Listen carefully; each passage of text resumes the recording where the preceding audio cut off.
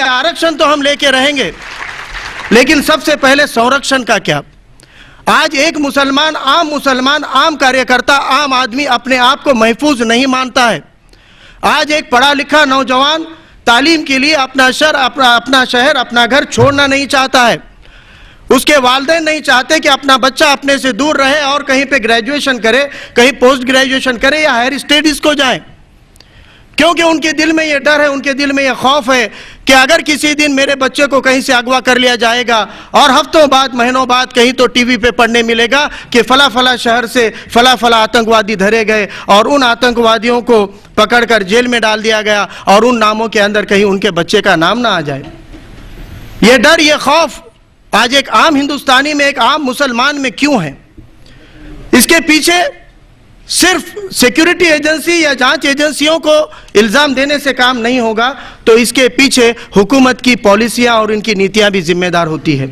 2012 के सितंबर माह में सुप्रीम कोर्ट ने जगन्नाथपुरी के एक मामले को लेकर, अशरफ खान और उनके 10 साथियों को लेकर एक फैसला सुनाया। तब अदालत ने कहा कि अगर इस मुल्क की डेमोक्रेसी को साबित रखना है तो माइनॉरिटीज को टारगेट करना बंद करो, और ये पूरी तरह से my name is Khan and I am not terrorist के बिना पे जितने मामले बन रहे हैं, ये सब मामले देश के सिर्फ मुसलमानों के नहीं, तो इस देश की जमहूरियत के लिए सबसे बड़ा खतरा है। बर्दन साहब ने पार्टी की भी सब कमेटी की मीटिंग बुलाई और तब बर्दन साहब और अदीब साहब ने, अतुल अंजान साहब ने आगे बढ़कर एक मीटिंग कॉल की जिसमें सभी पार्टियों के जिम्मेदारों को बुलाया और वहां से तहरीक चालू हुई, पीसीपीटी। हमने सोचा कि जब हम अपना पहला अधिवेशन लेने जा रहे हैं तो आज हम सबसे पहले उस मसले के अंदर हाथ डालें जो मसला आज मुल्क के मुसलमानों के लिए ही नहीं तो इस मुल्क के लिए भी, जमहूरियत के लिए भी खतरा बनता जा रहा है। ऐसे एक मसले के लिए यहाँ पर आज हमने ये पहले कॉन्फ्रेंस का इनेकाद किया। इस मंच के ऊपर से आर पाटिल जी को पूछना चाहता हूं कि किस सबूत की बात करते हैं आप? मैं पूछना चाहता हूं कौन से आधार की बात करते हैं आप? क्योंकि जिस दिन पूर्णा, नांदेड़ और परभनी में बम ब्लास्ट हुए थे, सबसे पहले इंक्वायरी के लिए बुलाए गए और अरेस्ट किए हुए अगर कोई नौजवान होंगे तो वो मुसलमान थे, उसका क्या सबूत था? सबसे पहले मालेगांव के 2006 और 2008 में जब बम ब्लास्ट हुए थे, सबसे पहले मुसलमानों के नौजवानों को गिरफ्तार कर दिया गया, तफ्तीश की गई, प्रेस कॉन्फ्रेंस लेके सबूत बताए गए, बताया गया फला साहब ने सिम कार्ड खरीदा, फला साहब ने साइकिल खरीदी, कौन से स्टोर से खरीदी, क्या खरीदा, सब प्रेस कॉन्फ्रेंस में एटीएस ने बताया और इन सबूतों के आधार पर उनको जेलों में डाल दिया गया। मक्का मस्जिद में बम ब्लास्ट होता है हैदराबाद के, तो वहां पर भी तफ्तीश होती है, सबूत मिलते हैं और वहां के नौजवानों को भी जेल में डाल दिया जाता है। यही सिलसिला अजमेर शरीफ में भी जब बम ब्लास्ट होता है, समझौता एक्सप्रेस में होता है, तब भी उनको सबूत मिलते हैं, नौजवानों को जेलों में डालते हैं। लेकिन जब एक बहादुर ऑफिसर, हम चाहते हैं कि महाराष्ट्र का ही नहीं, हिंदुस्तान के हर पुलिस ऑफिसर जिस ऑफिसर को अपना आदर्श मान के काम करे, वो बहादुर शहीद हेमंत करकरे ने जब मालेगांव के अंदर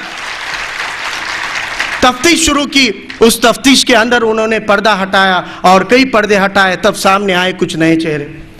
जब वो नए चेहरे सामने आते हैं, जब असीमानंद कबूली बयान दे देता है, तब कुछ और नई बातें सामने आती है और तब फिर बोला जाता है कि भाई इन्होंने नहीं, इन्होंने किया, उन्होंने किया। तो फिर अब जिनको आपने इतने महीनों से, सालों से जेलों में डाल के रखा था, उनके खिलाफ जो सबूत आपके पास थे, वो सबूत आए कहां से थे?